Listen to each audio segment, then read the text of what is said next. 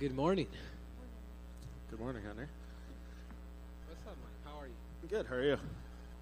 Good. Feels good to be back again. I mean, I know another long break. You had the surgery and stuff. How do you feel, I guess, going into this fight week compared to the last one with the super long layoff? Yeah. I think it's. I think it was good. I think the fact that I fought for the first time after 3 years was great. Getting 5 rounds under my belt. I think these 3 rounds are going to be nice. I've been doing 5 since 2018 since I won the title. So it's been cool to kind of just train for 3. Yeah. How do you pace yourself differently, or how is that going to change your approach to the fight, knowing that you got to win 2 of those 3 rounds if it does go to the judges? Yeah, no, of course, man. And you're going up against a dude that has a gas tank too. So it's almost like we train for like 5 rounds in that sense. So I think there is a certain pace to it. But obviously, it's like you do have to take your time too, and have to be very methodical because that 1 minute period is also crucial too. Do you take the stylistic matchup here a little bit like personally? Merab has most takedowns in this division. He set the record for most takedown attempts last time. We know your wrestling credentials. So do you take this as like a different type of challenge, knowing that he's going to try to get you down over and over and over, probably? Yeah, of course. But the thing is can you control somebody up top? That's the key. The takedown does mean something, but if you can't hurt somebody up top, I mean, this is where Khabib made a living. This is where Islam, a lot of these Dagestanis are making a living, and they're taking it from the Americans. They're taking it from folk start wrestling, tying up the legs, top control, things like that. So, sure, I guess if you want to play it that way, we can play it that way. Yeah, I'm taking it personal. Can you just clarify the whole story here this fight week with Eric Albertine? I know he was just on the MMA Hour, and he did kind of say he wasn't really with you too much through the camp, but seemingly you guys kind of reunited on fight week. Like, what was the training situation, and if you guys didn't work together, why was that?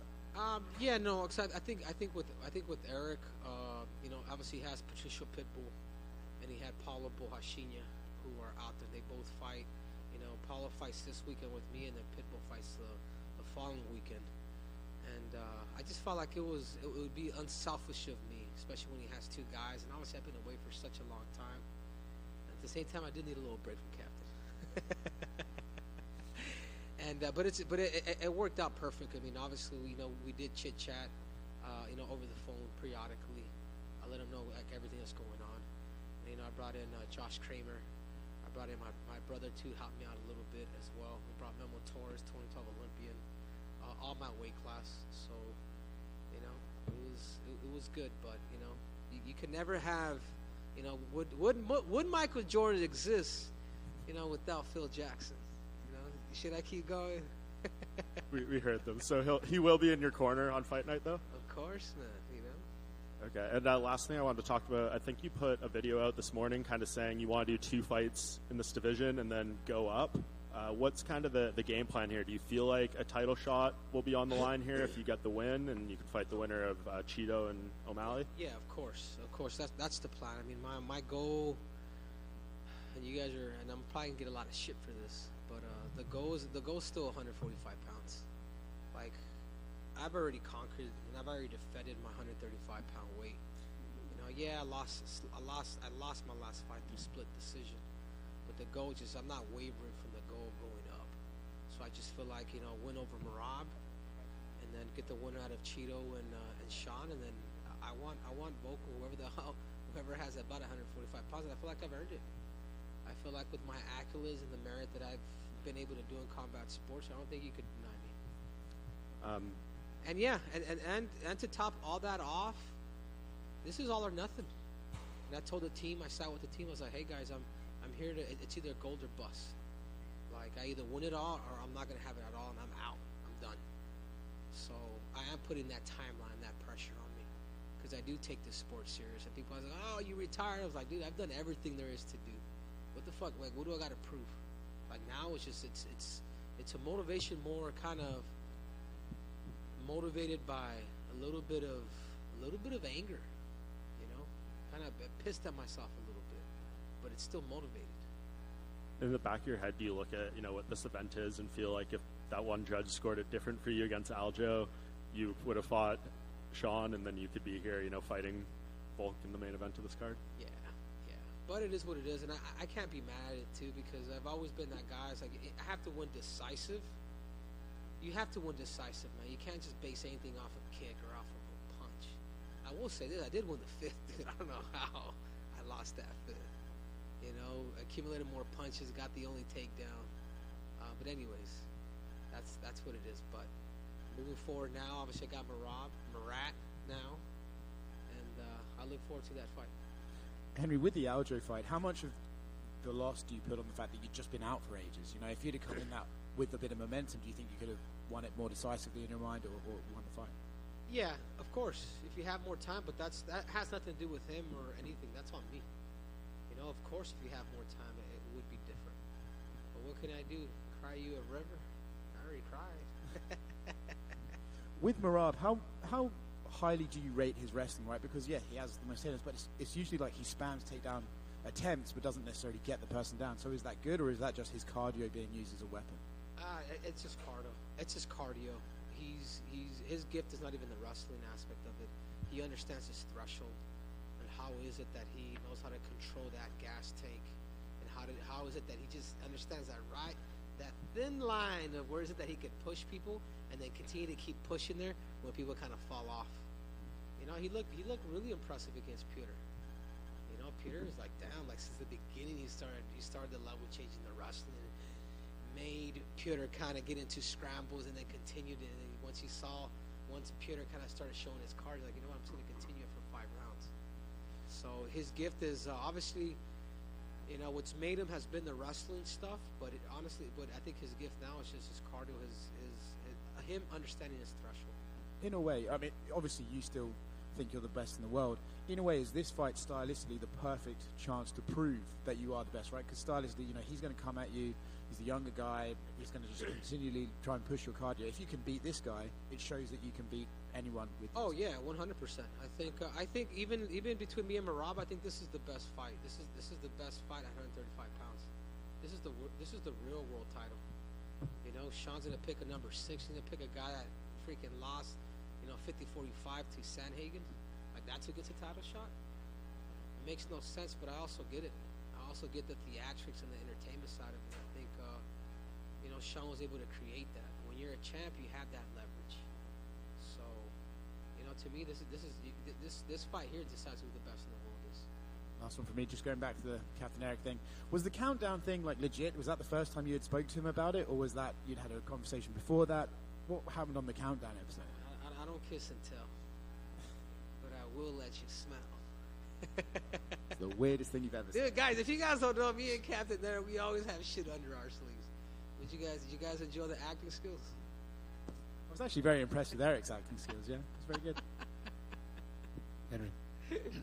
Right here? Yeah. When you said earlier it was all or nothing this fight, does that mean if it ends up being nothing, that's going to be a retirement after this fight? Yeah, 100%. How much pressure does that put on yourself? It's a big time pressure, because I know I got to fight. I know, you know, you got to put these clauses on you. You know, I'm not going to continue to fight to fight. Man. My goal is I'm too competitive, man. I want to be the best in the world. I want that belt, and I really want that other one. So that's kind of where I'm at.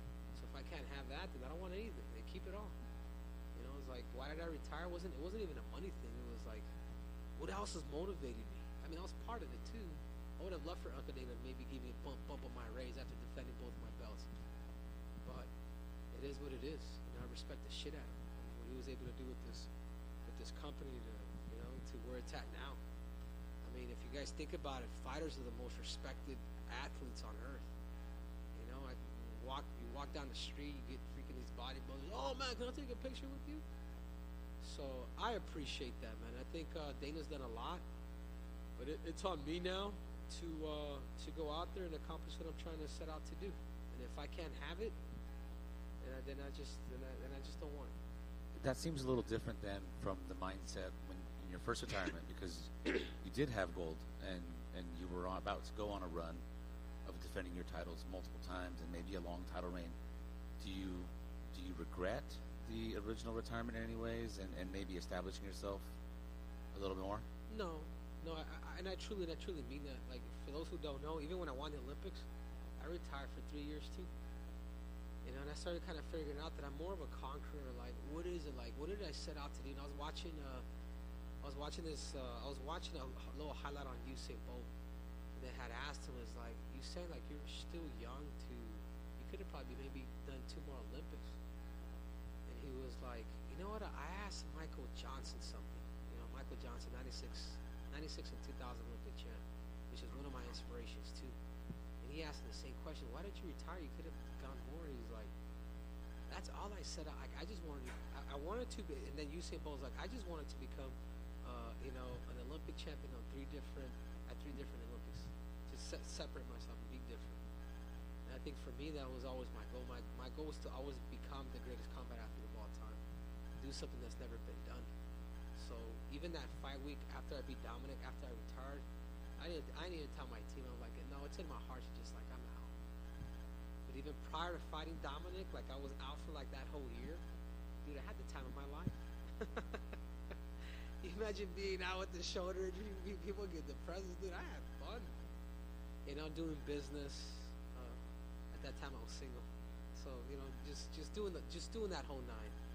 And I just knew that when you do something from the age 11, you become the best. And I wanted the first high school wrestler to win a senior national title. The stuff that I was able to do in the sport, and then do it now in mixed martial arts, I was like, dude, I was content. So this comeback, why I came back, because I felt like I could do it again. But now it's up to me. I go back. I either get it all or I don't want it at all. And I've already talked to my team. I already told my team that I'm just too competitive, man. I'm not trying to be a fighter. I'm either the best in the world or not. The last question for me, Henry. A lot of fighters, I'm sure, would like a knockout because that's a definitive statement in a fight. But given the stylistic matchup, would you maybe prefer grappling him over the course of 15 minutes and really establishing and proving yourself there? Of course, like we're ready, and I think they know that. Like I'm pulling out all the tools. You know, he's gonna come. He's gonna pressure. He's going to shoot. Like you cannot, you won't be able to change Merab. He just won't. You know, that's who he's gonna be periodically. So for these last 8 weeks, we've trained for that style because he's not gonna change. So it's an opportunity for me too. Good luck on Saturday. Grazie. Over here. So Dana White spoke about your fight with Merab, and he said that when he thinks about this fight, it's kind of like 2 guys that have made previous mistakes in their career. And in your case, he's referring to the first retirement, and then in Merab's case is the fact that he decided to sit out from a title shot because his friend held the belt. So I want to just ask, do you agree with that statement, and how do you see it? I mean, that's Dana. I mean, that's Dana's opinion. But yeah, I mean, he could be right. At least, you know, why am I coming back then, right? I should have just stayed retired. Time is everything, you know. And I knew that coming in. But think about it too, though. Fuck, I lost the decision on that side. You know, I've found those learning lessons. But now it's time to put up or shut up. So I respect that from Dana. Okay, He's definitely right about Merab. You know, he was Aljamain's butt plug for too damn long. I would have fought that dude in a heartbeat. Any of my friends, they know it. And I don't want to continue the retirement trend, but if you were to retire this Saturday or after you accomplish all of your goals at 145 and everything, how do you envision your life after that? Do you envision yourself staying in these gyms, active with other fighters, or do you kind of just want to shy away from the game completely? No. I think, man, there's a lot, man. Like, I'm not a coach. I'm more of a teacher and a counselor. You know, when you get guys like Jones to come out, and work with you on 5-6 different occasions, Demetrius Johnson, Wei Lee, Davidson Figueiredo, Yuri Prochazka, Chris Cyborg, Korean Zombie, like the best of the best, like the cream of the crop. Like they understand, like, you know, put the king of cringe aside, man. The dude knows what the fuck he's talking about. Like, and the experience that I bring, I kind of want to share that with people. So I've thought about that stuff a lot too. You know, continue delivering content through my YouTube. And a lot of it's like I'm really honest with on all of my assessments. Like I never really sugarcoat anything. So I think that's what I love, and I think And I think looking forward, once I'm done with my fighting career, I do want to open those doors to a lot of the elite athletes. You know, I'm not here to recruit you. No. Come over, work with me for a week, work with me a couple weeks. Let me counsel you. Let me structure your team.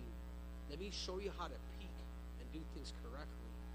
And let me help you in that sense. You know, I've been talking to Sidikov. He's a Russian Olympic champion, multiple-time world champion at 74 kilos. You know, he has beaten every good American that you can think of. And I've been chatting with him. And Bahrain too, from India, and another multiple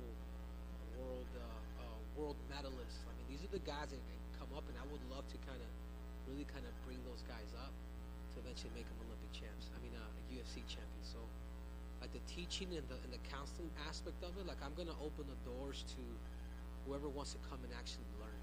I'm not here to recruit. I'm not here to steal you from your team. I'm just here to teach you and counsel you. Cause that's what I tell everybody. That's what I tell John. John, I'm not here to fucking recruit you, man. Like I'm not here. Yeah, not one time I'll tell you, hey, come over here. I'm your coach. Blah blah. Like no. Like, you know, I'm gonna you know, share my knowledge with you, and then you tell me if I'm right. Cause I base everything off of position. You know, and obviously the mental side of it. How's it that you should view it? And I think that's why I'm able to get along with these people, because I don't want anything in exchange. Just a little bit of content. That's awesome. And final one for me. Obviously, big title fight on the same card and in March in Miami. So how do you see the Topuria and Volk fight going, and how do you see Sean O'Malley versus Chito Vera rematch going? That's a good one. That's I like Ilya, but I know Ilya is also going for Merab. And I think me and Volkanovski kind of shook on it yesterday. He's like, I'm going for you, so you better go for me. But I think it's hard to bet against a guy like Volkanovski. But I said it before, the time to fight Volk would be now. Get him right after a knockout. You know what I'm saying? Could the Matador and Ilya Topuria get him to exchange? Volkanovski, could Volkanovski break him with his lateral movements? Bring back those fakes, inside kicks. Play the mouse rather than the cat.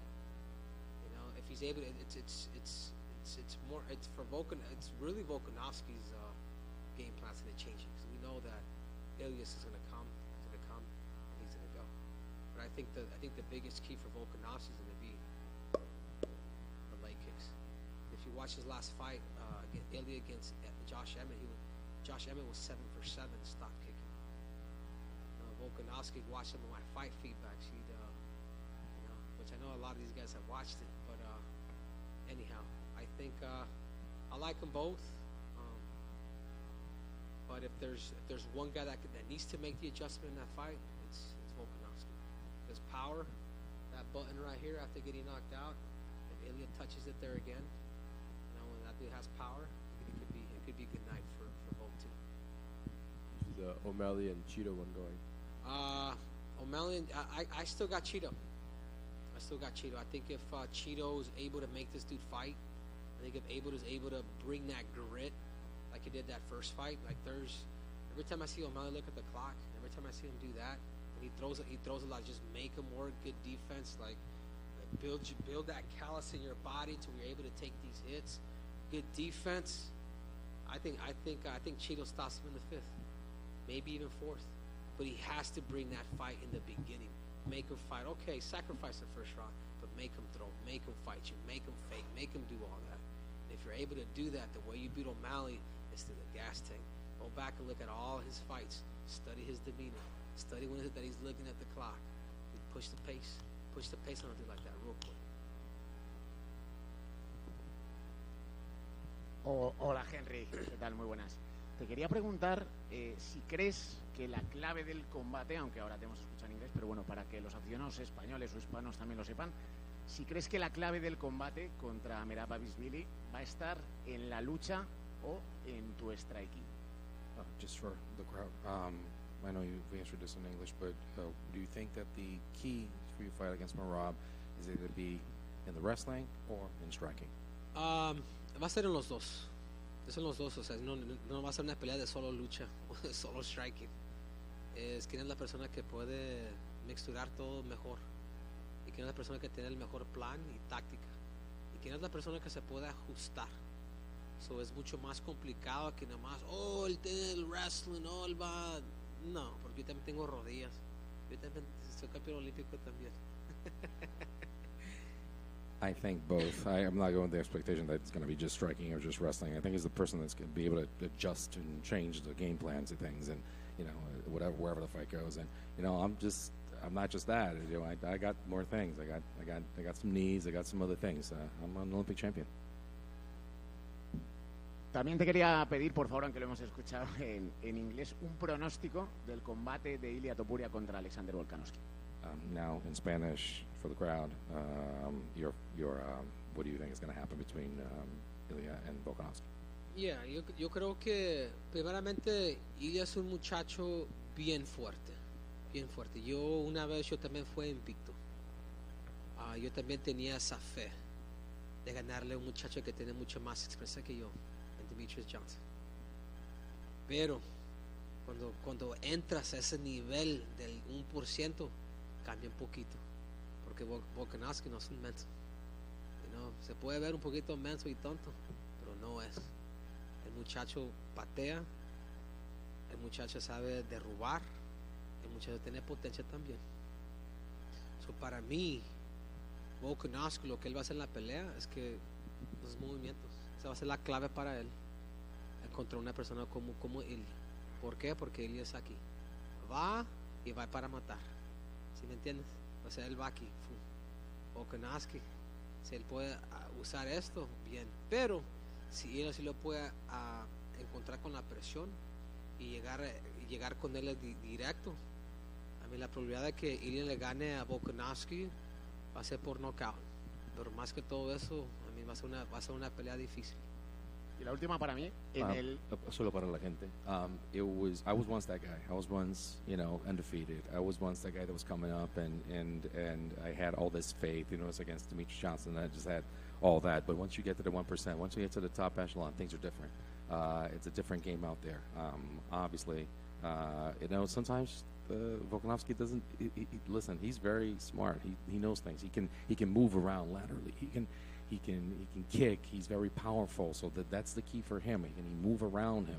And Ilia is a matador. He goes straight. He goes for the kill. If he can put in that pressure, I think that's the key. But it's just that's what it is. Movement against direct striking. Ahora sí, la última para mí, Henry. En el peor de los escenarios de tu combate, si llegase una derrota, ¿qué contemplarías para tu carrera? ¿Crees que sería el momento de dar un paso al lado o querrías seguir peleando durante más tiempo? No, yo soy una persona bien competitiva. Yo desde que era niño siempre fui así. Yo recuerdo que me ganaron, era un niño, y a mí me encantaban mucho las medallas. Y creo que yo tenía comencé a luchar como a los 11, 12 años. Recuerdo que un niño me ganó y agarré una medalla de plata. Y yo recuerdo que agarré esa medalla de plata y chingué a su madre. ¡Fum! Tiré con coraje, ¿sí me entiendes? So, para mí es, yo logro todo, quiero todo, no quiero nada. Yo no estoy aquí para ser un peleador o por la atención ni hasta por el dinero, porque ya estoy en las bienes raíces, hago bien dinero con mis patrocinios y cosas así. ¿Es todo para mí o no quiero nada? Ya hablé con mi equipo, pero también yo estoy poniendo esa presión en mí, porque yo también sé que, órale, ¿tú dices que quieres esto? Ok, vamos. Es una presión de nada o todo. Y es así. They asked it in a worst case scenario, you lose this fight, what's next for you in your life? And said, well, I'm a pretty competitive guy. I've always been competitive. I've always wanted to be a champion. When I was a kid, I actually lost once, and I had to look at that silver medal, and I just threw it out and said, fuck this, man. I don't want this thing. I want more.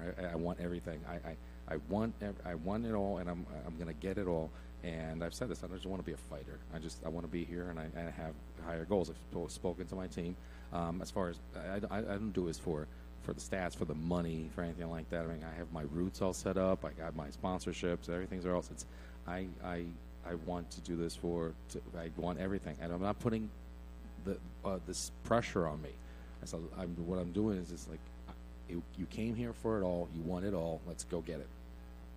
Muchas gracias. Henry, por aquí. Cuando mencionaste que eras campeón olímpico, tú no te ves, pero se te alumbraron los ojos, literalmente, cuando mencionaste que fuiste campeón olímpico, que eres, porque uno nunca deja de ser campeón olímpico. Cuando comparas todo lo que has logrado como campeón en 2 divisiones en UFC y tu título olímpico, ¿cómo tú pones esos logros? Hablaste de tu competitividad de niño, pero cuando pones tu logro olímpico y lo que has hecho en el UFC, ahora sobre el final de tu carrera, ¿cómo lo colocas? When you said you were competitive, you were Olympic champion, there was a little light in your eyes. You were glowing over there. When you think about all the stuff that you did in the UFC, being a 2-division champion, and in your Olympic career, how do you see this? You know, all your accomplishments in both. Yeah, I think you can fight forever. Tú puedes. I'm sorry, I'm fucking asking. Tú puedes pelear para siempre, pero en la lucha olímpica, tu ventana se comienza a cerrar, porque ese es el deporte más competitivo del mundo. El primer deporte que han visto en la historia de los deportes en las Olimpiadas, que es la lucha. Es un deporte que ya está desarrollado, un deporte donde es bien competitivo, y creo que las Olimpiadas no hay nada que llega encima de eso, porque tú eres el mejor de los mejores, y en ese día, cada 4 años, tú necesitas llegar en ese día de un niño, de tener un sueño y decir, hey, yo soy el mejor del mundo. En ese día, puedes estar enfermo, puedes estar cagado, cualquier cosa, pero en ese día tú necesitas llegar. Para mí no se puede comparar con toda sinceridad, ni con 2 cinturones, porque yo la verdad, yo siento como y parte de mí, siento que yo me robé las Olimpiadas, como que a veces no me la creo que yo gané eso a esa edad, especialmente siendo el más joven de la historia. Después de eso, creo que es de ser el más joven de la historia en la sala de fama en wrestling, y de tener ese récord, y después llegan mis cinturones. Ni es el primero ni es el segundo, pero es el tercero y cuarto. Being an Olympic champion, you can fight forever, but being an Olympic champion there's such a small window in wrestling. If you think about Olympic wrestling, it is the first Olympic sport of all Olympic sports. It's the ultimate goal in the Olympics. It's a sport that originated a lot of the Olympics. You're there, and it doesn't matter. And when that opportunity comes, every 4 years, it can be the best of the best. You can be you're against the best in the world. That's a dream to come true for a kid that wants to be the best. And you can be ill, you can be shitting in your pants, it doesn't matter, you are going to be there, and that day you need to get that. So for me to get that, to this day, I think I almost stole that. Like, how did I become an Olympic champion? It's still incredulous. And then after that, being the youngest to do it as well. So those things. And then came to titles. So it's not even the first or the second. I look at the Olympic gold, being the youngest, and then actually you come after that. So the wrestling, very important. Muchas gracias, buena suerte. What do you guys think? You guys think that's fair? Yeah. I'm not.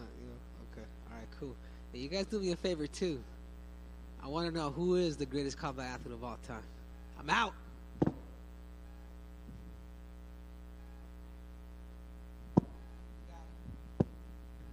You guys should do a Mount Rushmore there, man. Let's do it. What do you guys think? Let's stop the debate. This is the Triple C, soon to be C4.